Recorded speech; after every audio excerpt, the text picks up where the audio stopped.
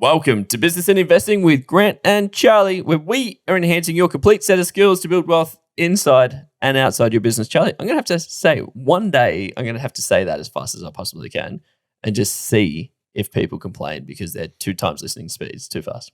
I thought you were doing that already. You talk really fast. I feel like I could Eminem this thing. I reckon I could just go crazy. And speaking of which, that is one of the hard skills that I've mastered, to which one of the hard skills that you have mastered is writing emails and sending them out. I'm putting it out there. Congrats. Well done. That was a hard skill, actually. Totally. And if you're sitting there going, Grant, I have no idea. I've never heard you speak about newsletters or anything like that. Let me enlighten you. Business and Investing has got a newsletter. I probably should mention it more than I do. Head over to businessandinvesting.com/newsletter and you can have an appreciation for Charlie's hard skill that he has learned in order to send those emails out. Good setup. Perfect. Let's cue the disclaimer. It's Charlie here from Business and Investing, and I need to let you know that Grant, myself, and the Business and Investing team are in no way, shape, or form qualified to give you personal or specific financial advice. We strongly encourage you seek out and use professionals when you are making investment decisions or comparing investment products.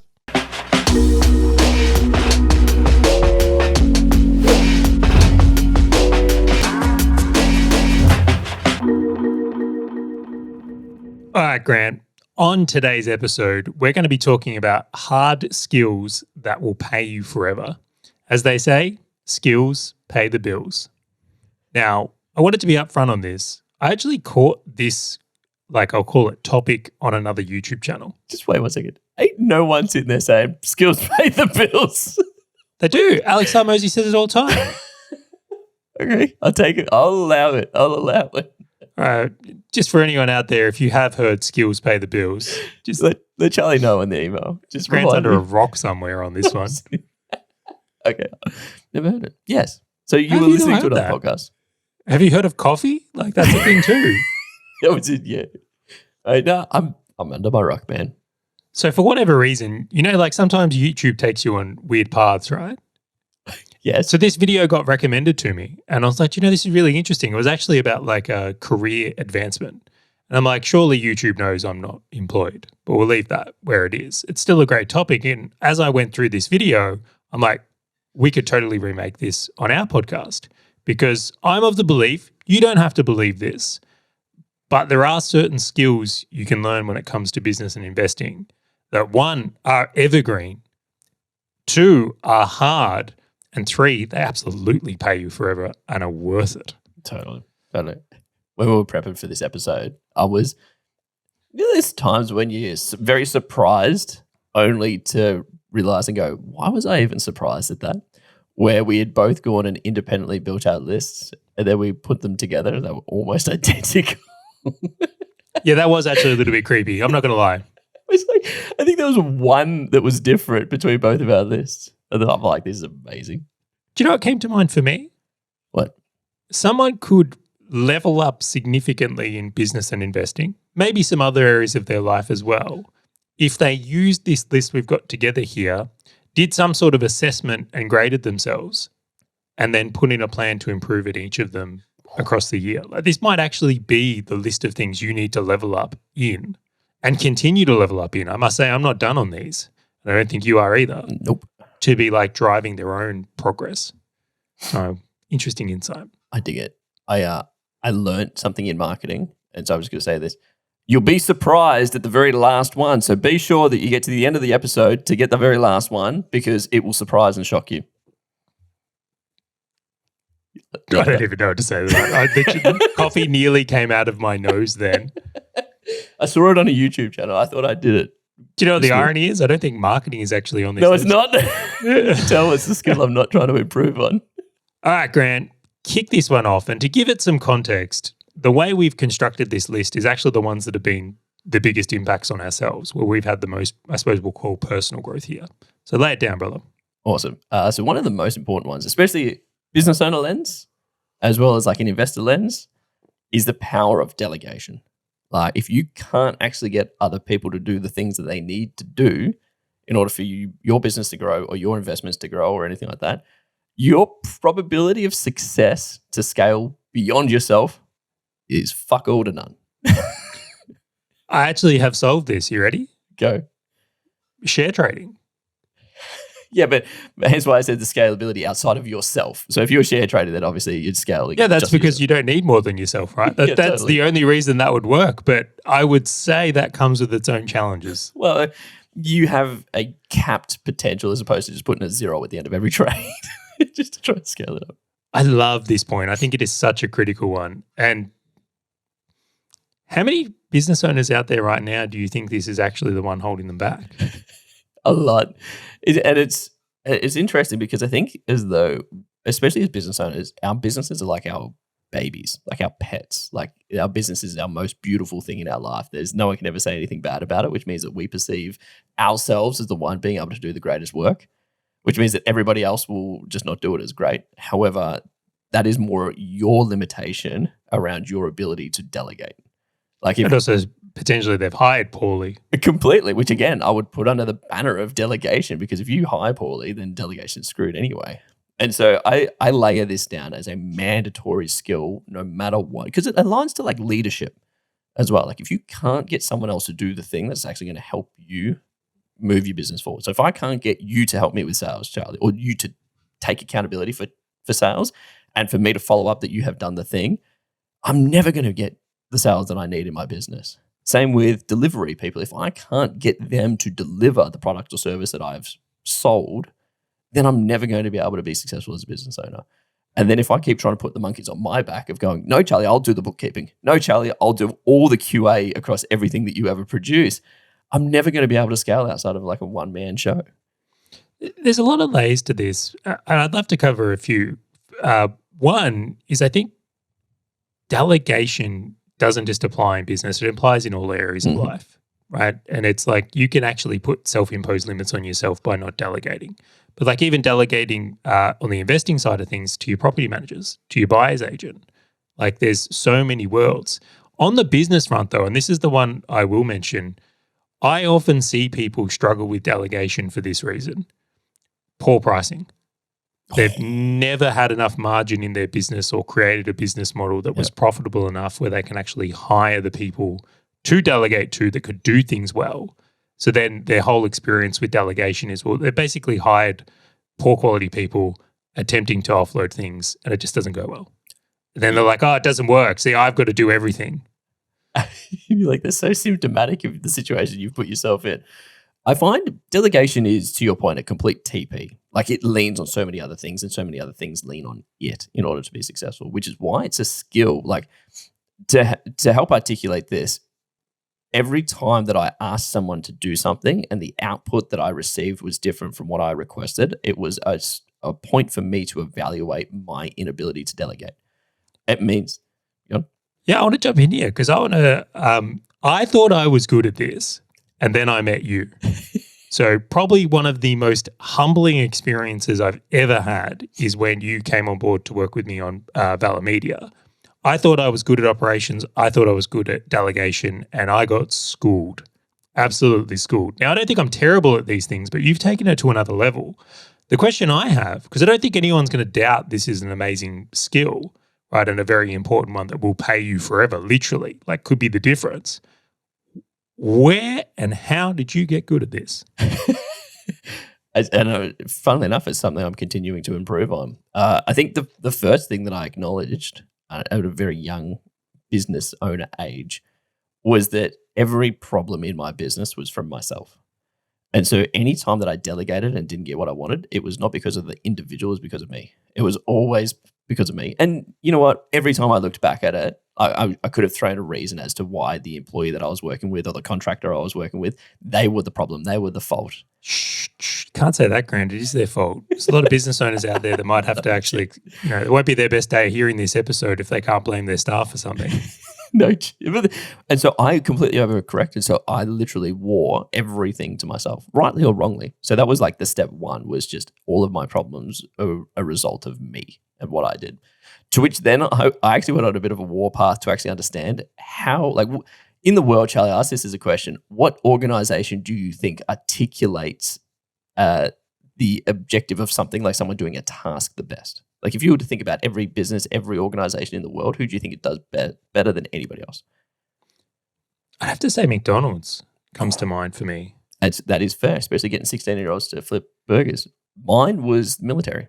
Because you got to remember, these guys are going shortwave radio, need to articulate the bombing of a particular thing or infiltration of a particular thing in a very short, concise message. Do you know what? High stakes as well, right? Completely. It's like, you screw up a McDonald's order, not the end of the world. I will say the idea of getting something repeatable all over the world done by 16-year-olds would be evidence of good delegation and system. Completely. Military, on the other hand, let's say you've got to break someone out of a rogue country and communicate well through that and have everyone do their task because their risk tolerance is zero. That's someone's life. Totally. Massive.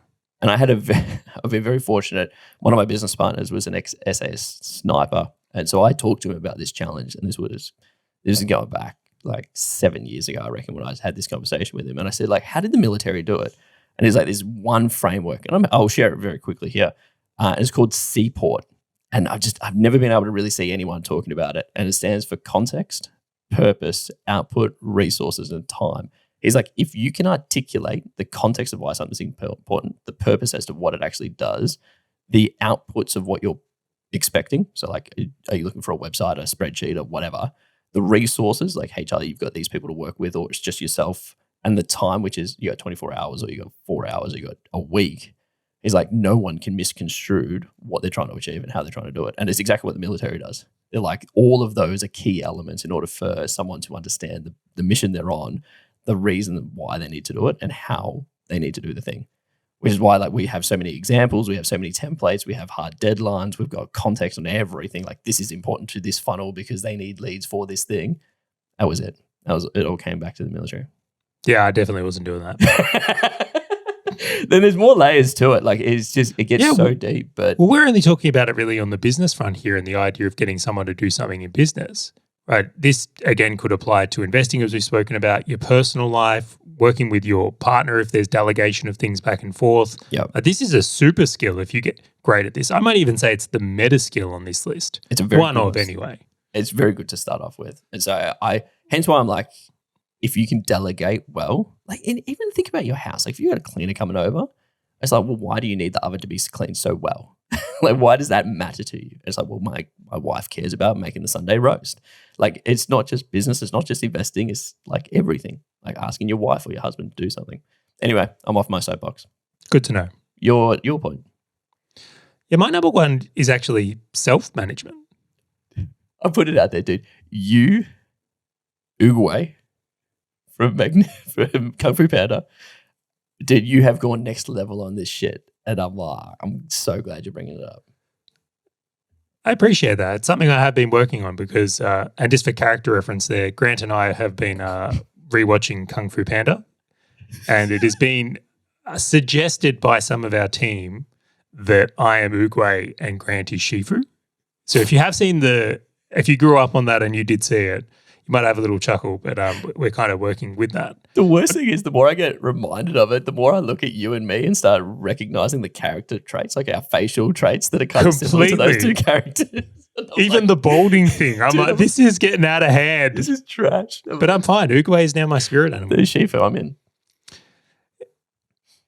There's, again, layers to this one here, but I'll give the reference point is that if you've, let's say, haven't managed yourself well and then you're showing up in business, the likelihood that you solve problems well, delegate well, do anything well is low. So case in point, you went out, had a massive night of drinking and you don't follow any type of thing, you rock up to work the next day or to business. Come on, what's the chances you do well? Very slim. Yeah, conversely, if you manage your calendar well, get a good night's rest, look after your health and everything and you rock up and you're in the zone, how does your day go? Extremely well. Yeah. Now, I would argue that you could have the exact same day, but how you show up and how you're prepared for that day leads to very, very different outputs. Mm. So I look at that and go that self-management becomes so critical here. And people have evidence of this. And like maybe you've had a meeting that went terribly and then you dragged it into the next meeting. Maybe you had a meeting that went well. Have you ever like closed a big deal? Been on such a high that it's like for the rest of the day you had the Midas touch? Yeah, and it's infectious that everyone around you just starts doing the things you want them to do. Yeah, completely. I am of the view that instead of letting that happen by chance, So instead of letting external environments, external things dictate your state, your beliefs, your time management, is that you take control of it. And whether this is through good routines or morning routines and habits, whether this is through mindfulness, whether this is just through intention, setting yourself up and managing yourself well, I think is one of the superpowers that comes to hard skills that'll pay you forever.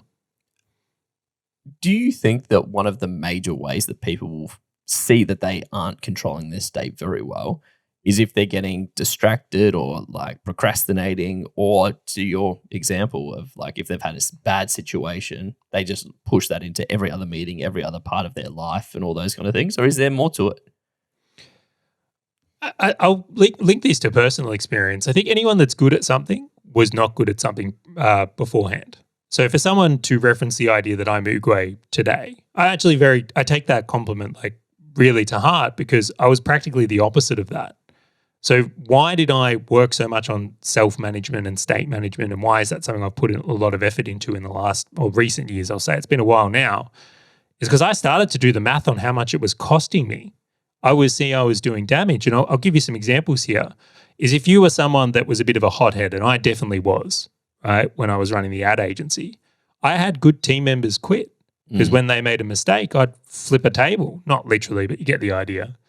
So it's like, who wants to work with that guy? Yeah. And do you know what? If something went wrong in business, is I would bitch and moan and complain and a whole bunch of things. And it's like, well, who wants to work with that guy?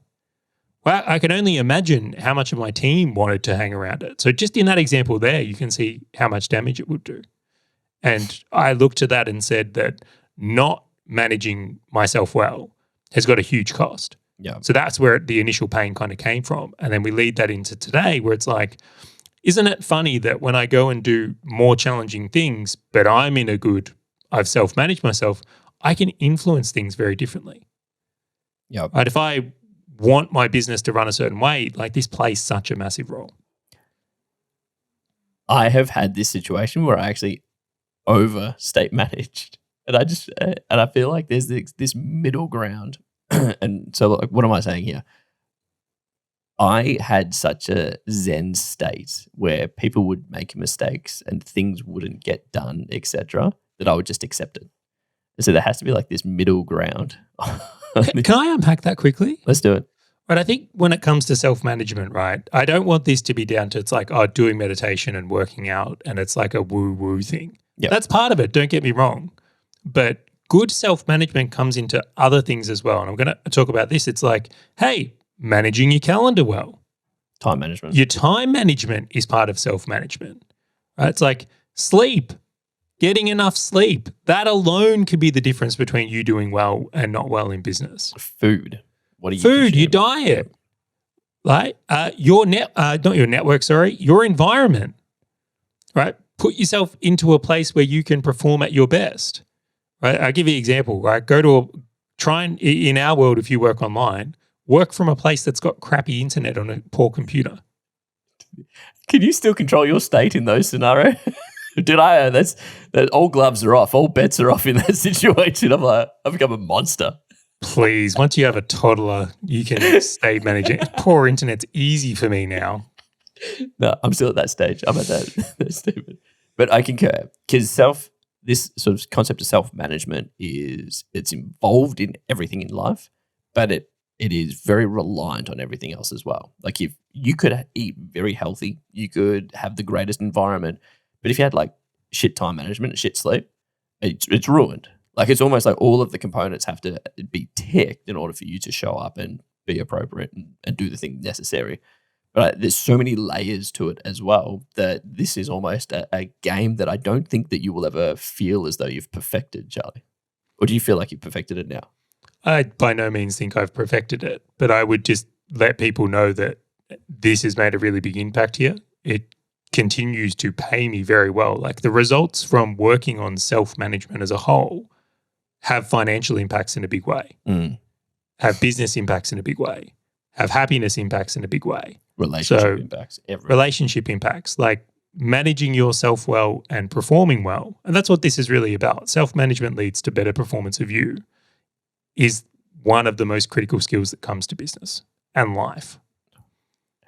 And it really underpins the concept of a hard skill. Like that is because you're not born at like it. Like you're not born to be able to manage your state. Like, and people don't teach it. You don't get it at school. You don't get it from your family. Typically, yes, there might be one or two, but like this is a skill you have to work on. Everyone's different. Everyone's had different things pop up in their life that they've had to interpret different ways. Like, should we go into a bit of the how quickly?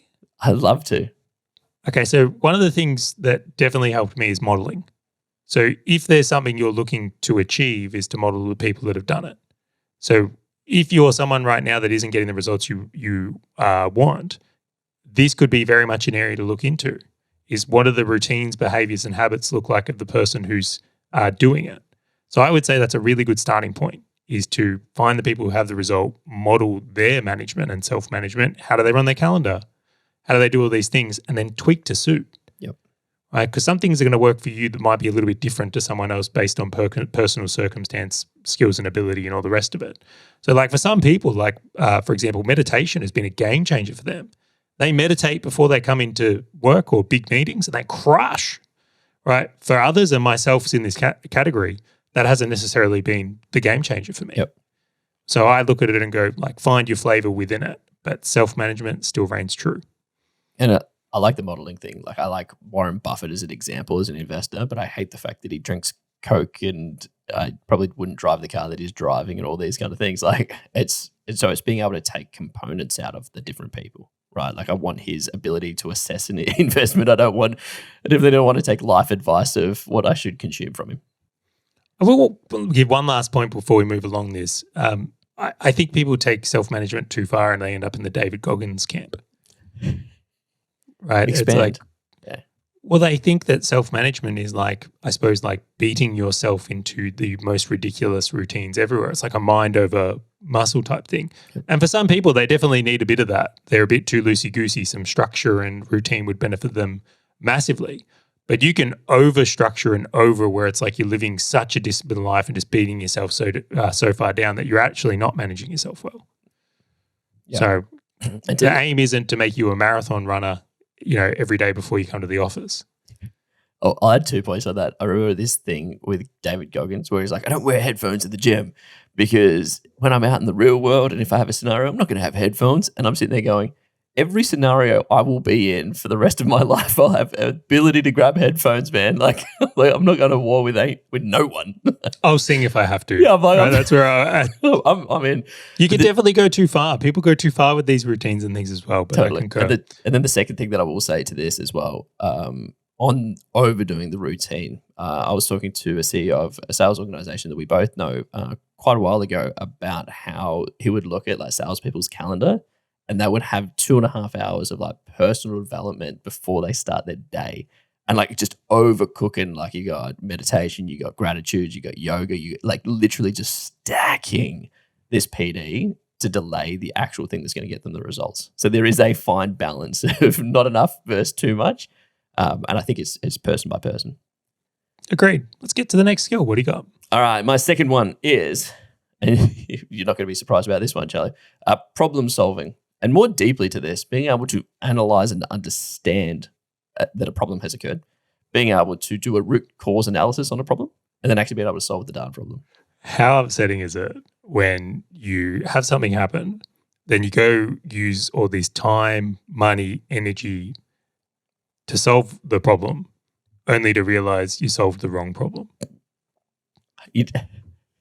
Was that like a Thomas Edison reference of like making the light bulb 1,000 times?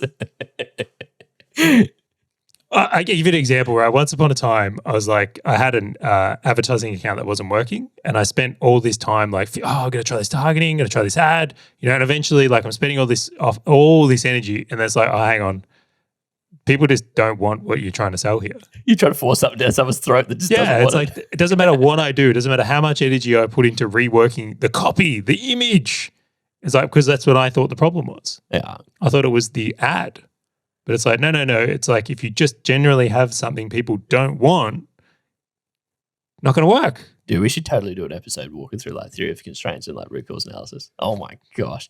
But this is the exact point of people look at a problem typically, and I'm going to generalize on this statement. No, don't generalize. Make it about you. Okay, so let's just reopen some wounds here. Absolutely. So that's what people come and listen to it for. They when don't want I- to hear us preach. They want to hear us like defecate on ourselves. I'll get the therapy pillow out. Just here we go. Okay, so when I was running a product team, so we had a product and development team of about 12 people in Melbourne. One of the big things that I would look at is like, well, why is the usage of an application not increasing? Which at the time I had a software as a service application. And the problem is, well, how do you increase the usage of the application? How do you get more people to log in, Charlie, and how do you do more things? And when you build that out, usually you'll go, oh, there's 2-3 ideas. And you just get everyone around, write it on the whiteboard, and you pick from them and you kind of go from it, only to realize that most of the time, whatever you picked was based on your personal bias and not actually on fact. Absolutely. That is the danger, the personal bias. And so you're sitting there, you're like, does everyone else think that if we did this, it's going to work? You're like, yeah, let's do that. Only because all the devs wanted to build that new thing as opposed to like fixing up this old code that was actually really slow. And so it's like, yeah, let's do that thing. And it's like, come back. And it's like, cool, we didn't actually fix the problem. And so the challenge on that is going, okay, well, how do you extract out all of the potential solutions to a problem and identify the first kick in a hose as opposed to every other kink that you actually need to fix that will unlock majority of it. And so for me, as I went through doing a lot of that problem solving, it was like, how do I just remove the variables, which is my personal bias, as well as the confirmation bias of the people around me who just want to build what they want to build, and just go to the people who are actually witnessing the problem and just say, like, this is a problem. Like, how would you solve it? What would your approach be? Collate on the information, actually go from there, which is the root cause analysis when you're going with that. And then if you've never done a root cause analysis, imagine, Charlie, you're a client of mine in the marketing world. You're like, hey, Grant, why are the leads not coming through, to use your example before? And I'm like, oh, it's like targeting and maybe it's the messaging and stuff like that. And then I actually start talking to you about like, well, tell me about the leads you did get. And like, well, they weren't good. And the root cause analysis is literally being a kid of asking why 5 times. Why weren't the leads good, Charlie?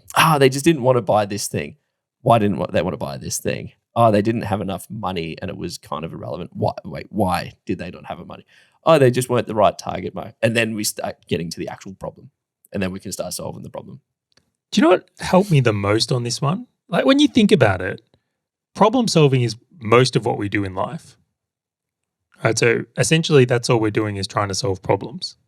So to develop this as a skill, again, just feels like such a powerful thing. If you're better at solving problems than other people, you stand to do pretty well in life, I think. But I think the difficult part with problem solving is most people think of it as a tick in a box.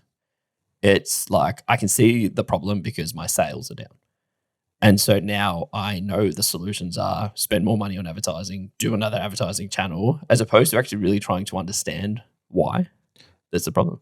That was the changer for me. Yep. So when I read Keith Cunningham's book and they goes through the notion of thinking time, the thing that became a huge amount of awareness for myself, what's happening is a problem occurs and I'm just trying to find solutions. I'm spending very little time understanding the problem.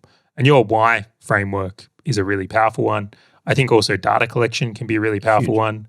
I also think speaking to other people that have potentially dealt with this problem can be another really powerful one of finding that root cause analysis. But I would suggest that if you spend way more time understanding the problem, when you come up with solutions, the likelihood of them working goes through the roof. Where the reverse of that is if you just knee-jerk react, here's my potential solutions. Yeah. Dangerous. As I continue to mature like a nice red wine in my business and investing journey, Charlie, I find myself spending more time understanding problems and the potential solutions to them, where I can solve multiple problems at one time. And this is why like the concept of thinking time is so important, is like, I might not be having a problem now. I might be having a problem in 2 months. How do you feel about the notion of like fail fast then and fail quickly when it comes into that? So I think that every problem is different sizing, right? So if you're in the kitchen and you've cut yourself on a knife, well, you're going to have to fucking stop the bleeding and then like maybe cover it up so it's actually fixed, and then move the knife so it doesn't happen again, right? So there are situations where you just have to make a decision right then and there. Right, stop the hemorrhage. Completely. And those situations are just like, that's immediate problem solving. Like you just need to know enough about the thing in order to solve the problem. But there are some other problems, like imagine our business, and we use an example in the web design episode that we did around how do you get from $10,000 to $50,000 monthly recurring revenue. Now that's just a problem. And so now you need to analyze and actually understand what is stopping you growing there. I'm not cut by a knife and I'm not bleeding out. So I'm not going for like these immediate fixes. Now I can stop and I can think about it and I'm really trying to understand it. So it's almost like if you were to paint a decision tree, you just have to split it out. It's like, is this immediate? Is my tap leaking and flooding my kitchen? Yes, we'll fix the darn thing. Is this, you know what, no one's going to die. The business is still going to survive, but I need to continue to improve on top of it in order to scale or do something better or to better our service delivery because everyone's complaining about it. Awesome. Now I can spend some time thinking about it and implementing it. Like that would almost be the immediate split. No, I dig it. I dig it in a big way. And I don't think it's something you can perfect. I think that you'll get to 100 still going, I wish I knew more about how to solve problems. So do you think anything on our list is actually completable? I'm going to keep validating as we go until I go, oh no, there is something that you can get to where you just know the thing and you don't. No, I'm looking at it now. I don't think there is. I don't think there is, but I'm going to keep doing it. What would your next one? Next one on my list, again, one that has benefited me massively, networking. You do this better than anyone. All right, go deeper. If you took two business owners and one of them had a really good network and the other one had no network, it's very obvious to see the one with the good network is likely to be more successful for just so many reasons, whether it's access to people that have done the thing so you can model results or copy, whether it's access to clients, right? There might be your network might be your acquisition path. Yep. Right. There's so many variations on where network has value. And I know I'm talking about that purely from the point of view of what you get out of it. Of course, you would contribute to a network as well if you wanted to get the real value. But I look at it and go, that skill alone can be the difference maker in a business. It is the difference between feast and famine. I know business owners and CEOs who their network has literally been the thing that supports the entire business. And without that network, the business would not exist at all. I know people that have a worse product than other products, but their product does better because of the relationships they have and access they have to markets. The part of me that like really appreciates a good product and service delivery hates that is fact. Like the logic suggests that this shouldn't be so. Like it should be the company with the best product, the best service that provides the best output should be the one that wins. It's just it never happens. It's outrageous, but it's true. So networking is a skill as well as an activity, as many things are on the list itself. So when it comes to networking, and I'll just share the things that have worked for me. There's some great books, like the one I'd recommend is like How to Win Friends and Influence People. Dale Carnegie. Yeah, and a lot of the stuff in that book is obvious, but again, I think it'd be really powerful in just bringing awareness to the idea of what you could potentially work on to be within a network. Yep. All right. The second part of that is if you really wanted to do better at networking, assign more time to it. I think this is really underdone by a lot of people. I think by the time this episode comes out, our networking episode should be out as well. It is. So if you do want to improve some networking skills, I think I've left some really good nuggets within that. But the third part of it is like, all right, so you're working on the skills of, networking itself. You potentially putting more time into it. But the third facet here is just to pay to get into those premium groups. If you nail those three, I think it'll have an exponential impact on many businesses. So I like this. I was at a track day yesterday with guys who were racing like Aston Martins and Porsche 911s and stuff like that. And you'd never guess what, Charlie? They all have businesses. It's like you and we play golf, and surprise, surprise, a lot of the guys that tee off during the week, what do, Charlie? Businesses. It's really interesting that a lot of these situations, like you almost need to, your point, pay to play in order to get access to the people that are doing the thing that you want to try and do. I wonder if a lot of people have picked up on the idea that there might be a hidden agenda to our golfing careers. Oh, no, did I? I think I spilled the beans. Oh, no. I didn't know at all how many property developers hang around a certain golf club. Dude, was it? We ran into the guy that's like, yeah, my parents came over, got a whole heap of land and then developed it. And I'm like, yep, this is where we need to be, Charlie. But I think that example is one of the best things about networking because it's not always I don't know. I don't say this as a bad point. It's not always like the free meetups from meetup.com or like the BNIs or anything like that. I think there are a time and a place when they're valuable and relevant and things like that. But having a network that can support you through your problems, having a network that you can potentially sell to, etc., are not always going to be in those spots. They're not always going to be accessible via $0. Like they are usually behind a paywall for a reason because they're trying to filter out the people that shouldn't be there. And the ones that are paying to be there are the ones that you probably want to be networking with because they can actually help you grow. And they also know that you've gone through the same filter that they have, which means they're so much more open to being able to absorb ideas from yourself as well. Networking is, I don't think, coming back to that point, I'm okay at networking. I'm very good at making friends, okay at networking and turning it into a commercial side.